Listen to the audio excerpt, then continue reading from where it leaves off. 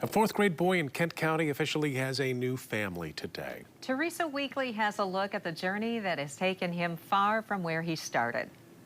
It was against all odds that Kaden McMurray ended up in this courtroom. But the fact that he did has made all the difference. We have been longing for this adoption day. A lot of patience has gone into making this day happen. And it has finally arrived. The day Kaden became a McMurray. The day that he came to our house, still remember, it was March 2nd, 2020. It was exciting and a little scary because all of a sudden we became parents, like instantly. Became foster parents. Anna Trupiano has known Kaden since he came to West Oakview Elementary as a kindergartner. As you've probably seen, he is just a jokester. He's very charismatic. He plays on sports teams. He interacts with his friends. She has seen a dramatic transformation. I was wondering if you remember what that was like to not be able to sign. I was really concerned because I didn't know nobody in my mom's house could sign because they're all hearing and they had no idea how to communicate with me or sign. Did you feel lonely or frustrated? Yeah, I was really frustrated. Kaden was born deaf. With no one in the home who could sign, he was left with no way to communicate. It's a pretty common scenario, unfortunately, but he had zero language. He was always very friendly and smiley, but he couldn't communicate at all. Not, I need the bathroom, or my name's Kaden.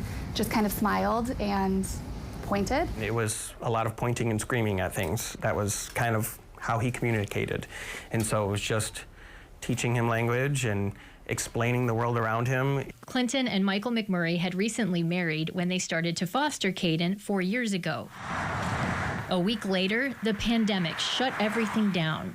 Instead of making his world smaller, Kaden's world grew exponentially as he acquired language. Happy birthday to you. His dad, Clinton, is an ASL interpreter. I would say that was probably one of the few positives that came out of everything shutting down and having to stay home. It was almost kind of like a paternity leave in a way. I got to stay home with him and just, we worked on language a lot. It took a long time for him to get to where he is now, and now his signing skills are incredible. So I can hear. Clinton works at Kaden's school, which was part of what led to his placement. Social workers told him he was the only foster home in the state at the time with an ASL interpreter. I had just started learning. Kaden's other dad, Michael, was just starting to learn ASL. I was nervous that, they would bond a little bit quicker than, me and him would, but turns out I'm the fun ones.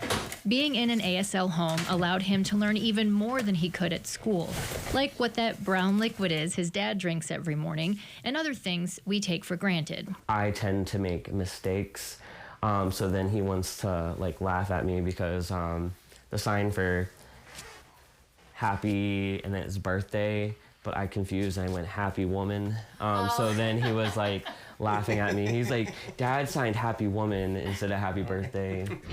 Kaden is fluent now and thriving, a different kid from the boy who walked into class with only a smile. I'm very excited to see where he goes in life because I honestly think anything at this point is possible for him when it wasn't before. It is so ordered. Congratulations. Although exciting, this proceeding was not transformational. Now we just move on with the rest of your life and maybe a sister down the road. The change has already happened through the love and language the McMurrays have shared. Now it's just a huge relief that we made it and it's official and he's a part of our family forever. The classroom where Kaden learned a lot of his language is the first intensive ASL classroom in the state outside of the Michigan School for Deaf and Hard of Hearing. It's an immersive setting. Kent ISD runs it. You can read about how effective it has been online now in this story at woodtv.com. In Kent County, Teresa Weekly, News 8.